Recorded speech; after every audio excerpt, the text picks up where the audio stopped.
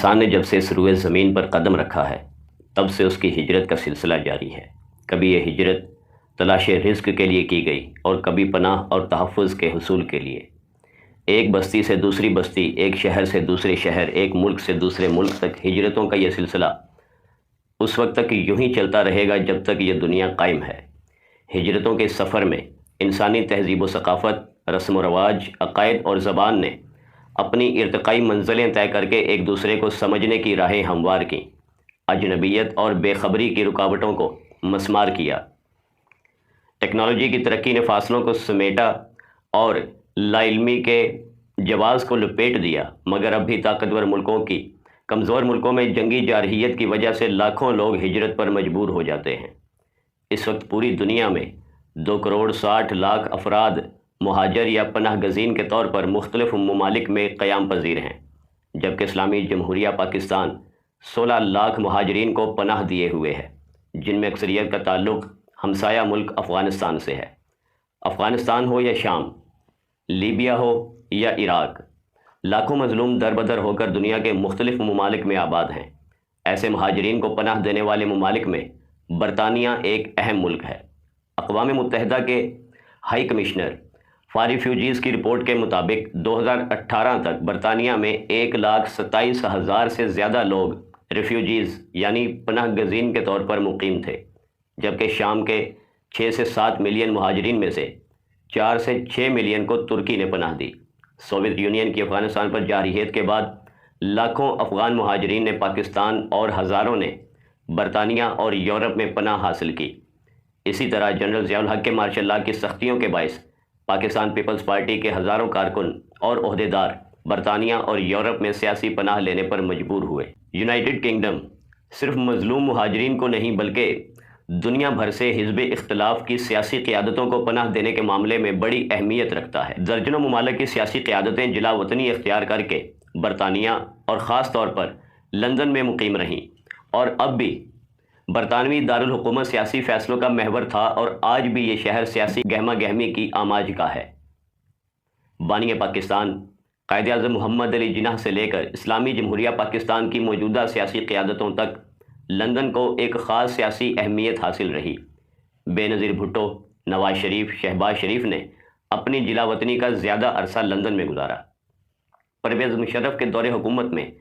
حزب اختلاف کی اے پی سی اور پاکستان کی 2 بڑی سیاسی جماعتوں کے درمیان میثاق جمہوریت اسی شہر میں طے پایا، اور اب الطاف حسین کی طرح نواز شریف بھی لندن سے ویڈیو لنک پر خطاب کرنے لگے ہیں۔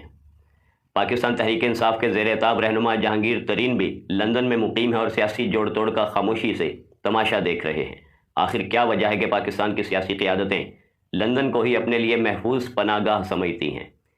اس کی ایک بنیادی وجہ یہ ہے کہ برطانوی دارالحکومت ایک ملٹی کلچرل اور پرامن شہر ہے۔ یہاں آنے والے سیاستدانوں کو دنیا بھر کے بہترین کھانوں، علاج معالجے، شاپنگ اور موج میلے کے لیے ہر طرح کی سہولت میسر آ جاتی ہے۔ اس کے علاوہ بہت سے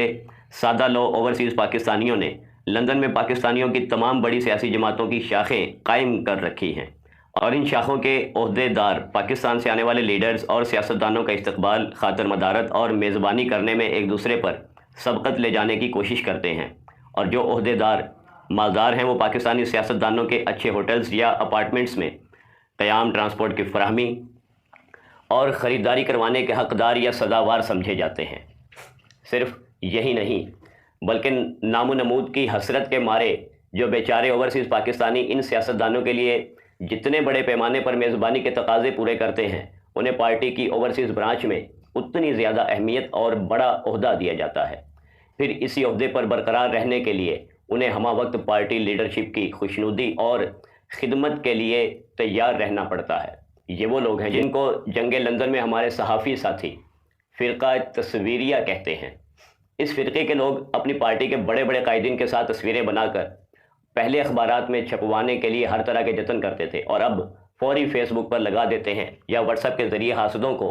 تبصرے کے لیے بھیج دیتے ہیں، اور پھر ان تصاویر کو فریم کروا کر اپنے ڈرائنگ روم کی زینت بنا دیتے ہیں تاکہ ہر آتے جاتے کی نظر اس پر پڑے۔ حالانکہ ان لیڈرز کو اپنے ساتھ تصویریں بنوانے والے کرم فرماؤں کی شکلیں اور نام تک یاد نہیں رہتے۔ ایسے ہی خدمتگاروں کی وجہ سے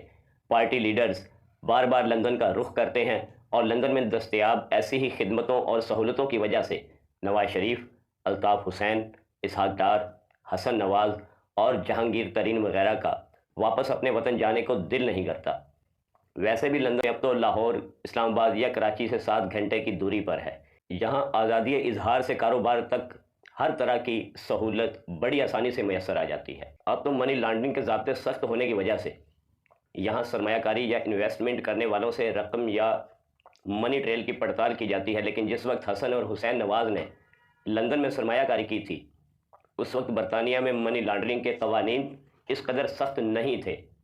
اور اس زمانے میں صرف نواز شریف کے بیٹوں نے ہی نہیں بلکہ پاکستان کے بہت سے بڑے بڑے کرپٹ سرکاری عہدیداروں اور ان کے خاندان کے لوگوں اور سیاستدانوں کے علاوہ پاکستان کے ٹیکس چوروں نے بھی بہت بڑے پیمانے پر نہ صرف انویسٹمنٹ کی بلکہ جائیدادیں خریدیں،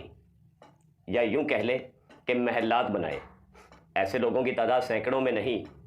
ہزاروں میں ہے۔ یہی وہ لوگ ہیں جو پاکستان میں حالات خراب ہوتے ہی لندن کا رخ کرتے ہیں۔